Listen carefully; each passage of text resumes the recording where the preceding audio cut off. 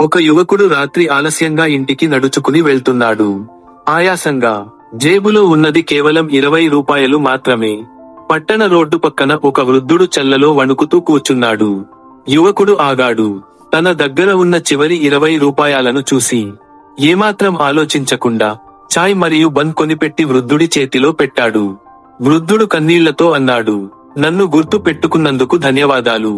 నీకు ఇప్పుడు ఏమీ ఇవ్వలేను కాని దైవం మంచిని ఎప్పుడూ గుర్తు పెట్టుకుంటాడు. యువకుడు చిరునవ్వుతో వెళ్లిపోయాడు. కొన్ని వారాల తర్వాత అతనికి ఫోన్ వచ్చింది. ఎవరో అతని సంపూర్ణ చదువు ఖర్చు 5 లక్షలు స్పాన్సర్ చేశారు. ఎవరో తెలియదు.